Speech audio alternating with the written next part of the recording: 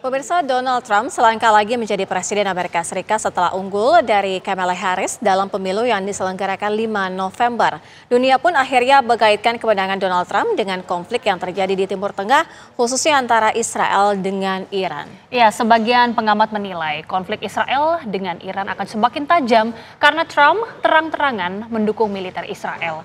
Jika nantinya Israel memutuskan untuk menyerang fasilitas nuklir Iran, akan seperti apa situasi di Timur Tengah ke depan? Pemirsa, untuk membahasnya telah bergabung pakar hubungan internasional UGM, Kusrido Ambardi, dan juga ada pakar hubungan internasional dari UI, Susi Sri Suparin S. Sudarman. Selamat petang, Bu Susi dan juga Selamat Pak petang. Selamat petang. Selamat petang. Baik, saya awali terlebih dahulu ke Ibu Susi. Kita masih tentunya menunggu, tapi memang sepertinya dari hasil ini akan Presiden terpilih ini adalah Donald Trump. Jadi kira-kira Bu Susi, kalau terawangan Ibu, akan seperti apa sebenarnya sikap politik dari Donald Trump atas konflik Iran-Israel ini, Bu? Jelas dia bilang finish the job kepada Netanyahu. Artinya dia memang mengizinkan Israel untuk membuat Palestina hilang. Kurang lebih begitu ya, kalau menurut saya. Akan semakin gencar tidak dengan Iran sendiri, Bu? Anda lihat waktu Jenderal Suleiman. Bu Susi? Baik, kita perbaiki komunikasi dengan Ibu Susi. Baik. Dibunuh kan dahsyat sekali ya pembunuhannya ya.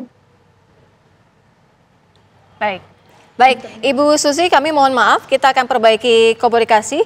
Nanti kami akan hubungi kembali, kita ke Pak Dodi. Pak Dodi, kalau misalnya melihat konflik dari Iran-Israel ini akan seperti apa? Pertama mungkin gambar besarnya dulu ya. Trump cenderung untuk isolasionis, artinya ingin menarik diri dari konflik-konflik di tingkat internasional, dan itu saya kira dinyatakannya adalah dalam perang Ukraina melawan Rusia yang dia mengkritik bantuan 8 miliar dolar yang terakhir untuk Ukraina. Tapi khusus untuk Israel ini saya kira itu menjadi perkecualian karena Trump juga berpikir tentang basis politik pendukungnya di domestik yang mayoritas itu cenderung untuk mendukung Israel. Dan oleh karena itu mungkin meskipun postur umumnya Amerika Serikat itu mungkin akan cenderung isolasionis, tetapi saya kira untuk khusus Israel dikecualikan. Dan itu artinya minimal konflik di Timur Tengah antara Israel dengan Palestina dan setelah itu terlibat juga dengan Iran, itu saya kira akan tetap kencang ya, tetap menyala. Dan di sana saya kira Trump juga tidak akan menarik diri dibandingkan dengan sikapnya terhadap Ukraina. Jadi Israel ini lebih memiliki sentimen yang kuat dengan para pendukung Trump, bahkan para mayoritas warga negara di Amerika. Mungkin perbandingannya sebagaimana isu Palestina di Indonesia ini, mayoritas kan cenderung untuk membela Palestina. Nah, di sana cenderung untuk membela Israel. Jadi kalau desaan dari domestik itu memaksa Trump untuk bersikap, saya kira konflik dengan Iran dan kemudian dengan Palestina juga itu akan tetap bertahan, bahkan mungkin akan semakin mengeras, gitu Mbak. Oke, ini yang menjadi salah satu sorotan juga Pak Dodi adalah Israel yang disinyalir mengincar fasilitas nuklir Iran. Dengan Donald Trump ini nanti terpilih sebagai presiden terpilih, apakah nanti Donald Trump ini akan mengizinkan Israel untuk mengincar fasilitas nuklir ini? Saya kira pernyataan dia sudah mengatakan itu. Jadi kalau seandainya mau menarget Iran sebagai sebuah pembalasan serangan rudal-rudal dari Iran ke Israel, itu fasilitas nuklir yang pertama. Itu dengan tujuan jangka pendek, kalau seandainya nuklir Iran sudah terbangun dan mampu membuat senjata, itu adalah ancaman yang sangat serius. Kalau seandainya nuklir itu memang sudah bisa diproduksi senjata nuklir ya. Oleh karena untuk jangka panjangnya itu supaya kemungkinan pembikinan senjata nuklir oleh Iran itu bisa dicegah. Dan saya kira itu adalah target utama. Tanpa itu saya kira tujuan perang dari Israel maupun Amerika kalau seandainya mendukung Israel itu akan nanggung. Karena dengan satu bom nuklir saja itu tingkat kerusakan yang yang diakibatkan oleh bom nuklir kalau seandainya Iran memilikinya itu bisa luar biasa dampaknya. Oleh karena itu menjadi target atau prioritas utama serangan kalau seandainya itu dilangsungkan lagi. Kalau menjadi target, lalu bagaimana juga dengan Iran meresponnya jika itu memang benar-benar terjadi, Pak Dodi?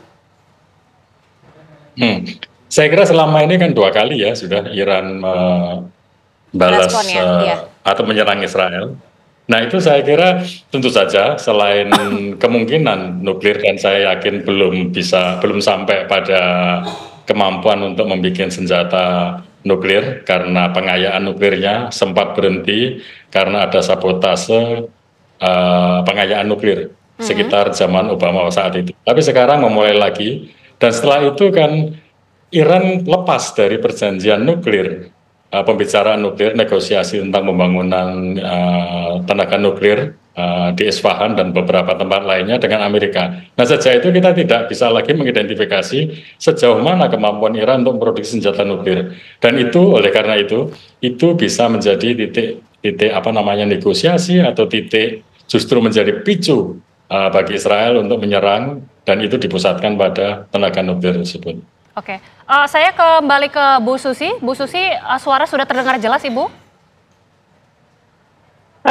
Terdengar. Iya, Ibu Susi, ini menjadi kekhawatiran sekali tentunya mengenai fasilitas nuklir Iran yang disinyalir akan dikeker ataupun diincar oleh Israel. Ini akan seperti apa melihat konflik yang akan terjadi, apalagi jika Donald Trump terpilih dan mengizinkan Israel untuk mengincar ini?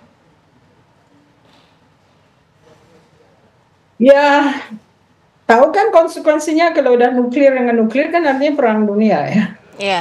Jadi sebetulnya tindakan Trump dalam menghapuskan perjanjian yang sudah dengan susah payah disusun untuk berbagai negara mengawasi nuklir Iran itu dihancurkan sendiri, sehingga tidak ada lagi cara-cara untuk memantau secara logika ya. Jadi mereka akan melakukan hal-hal yang sama sekali tidak rasional kan menurut saya.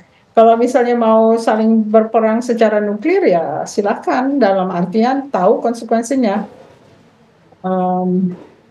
Mutual self-destruction ya.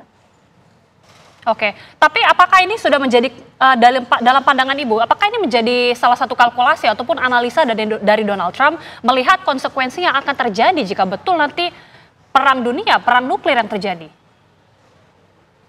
Apakah seorang Donald Trump adalah seorang scholar yang akan menimbang macam-macam hal? Saya kira dia instinctively seorang bisnis yang akan melakukan apa yang paling profitable. Instingnya kan bisnis ya.